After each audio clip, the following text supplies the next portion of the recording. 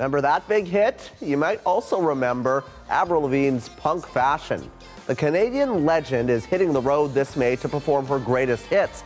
And Avril says she'll be playing all her favorites on the tour and also will bring along some special guests. We sat down with her for a conversation to reflect on her more than 2-decade-long career. Joining me now, Avril Lavigne. What up?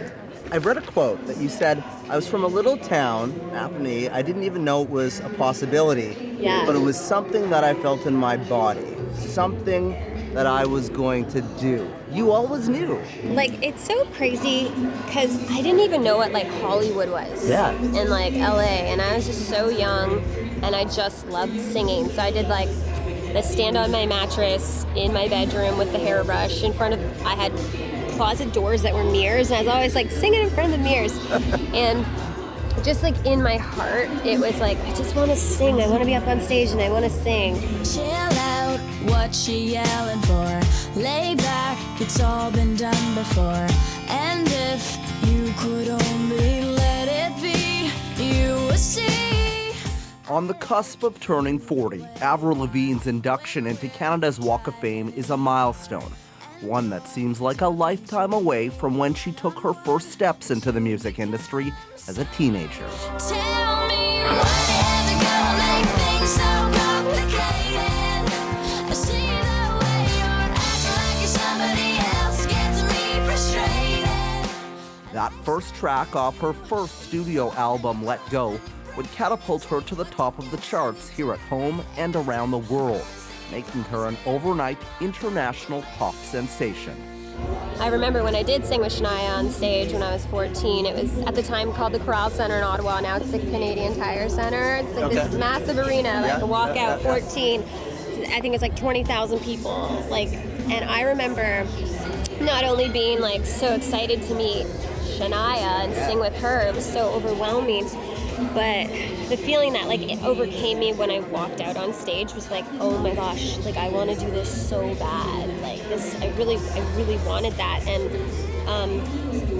you know, clearly and then 2 years later I performed on the same stage in my own show. It's like, it's crazy.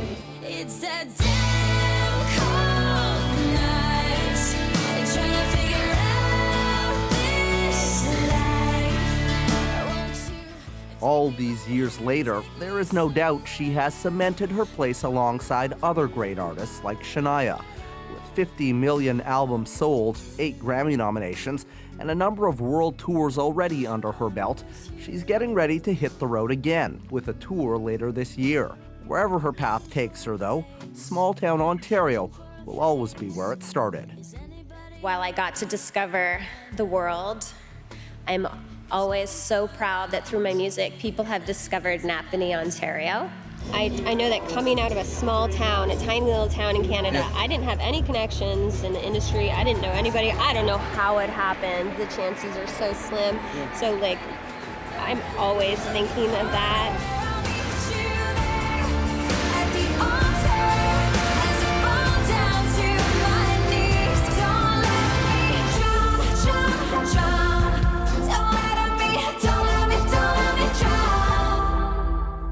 Fame, however, has come with its usual trappings. Privacy has been hard to find, and especially difficult during her very public separations from former partners, musicians Derek Whibley and Chad Kroeger. How did you deal with like all of the attention and people wanting to know all of these personal details about you? It's just like a part of it. It's just like part of you it. just literally, because it's been since I was so young, I just like if I walk into like a place with a bunch of people, I just like kind of like go to the corner and walk. Yeah. Or like if I'm like in at an airport and there's a lot of people, I'll just walk over to the side. It's just like you just like learn how to like be more DL and like it never bugs me. Learn how to be more DL, I like that. Yeah. Or it's like, oh, I have eyes on the back of my head. I can always feel when someone's looking at me. A consistent part of it through the decades has been her fans.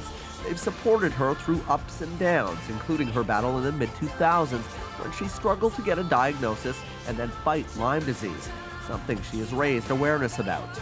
There was a period, where it was difficult for you, and I know your fans were very crucial in that time period. And they have been, throughout everything. I mean, It's really cool, and there's some fans that have been around from day one, and they're always in the front row, and I know them by name, and I even have some of their cell phones, and we text. No way. Really? Yeah. Yeah. And that was like back when people had like fan clubs and fan sites and all that, and so yeah, I mean, I'm really fortunate to have an international fan base, and to just that my music and the songs that I wrote about, like what I was going through in the last 20 years, that people connected with the songs, and that they connected with me. He was a skater boy, she said, see you later, boy. He wasn't good enough for her. Healthy and happy these days, Lavigne is now eyeing another creative challenge, trying out her hand as a film producer, announcing plans for a feature based on her smash hit Skater Boy. Where do you feel you are in kind of this career journey? You've got, this huge chunk that happened really early on. Yeah. You're so young still, right? There's so much more ahead. It's crazy. Just had my 20th anniversary. I know. And I feel like I got another 20 in me. Yes. Let's go.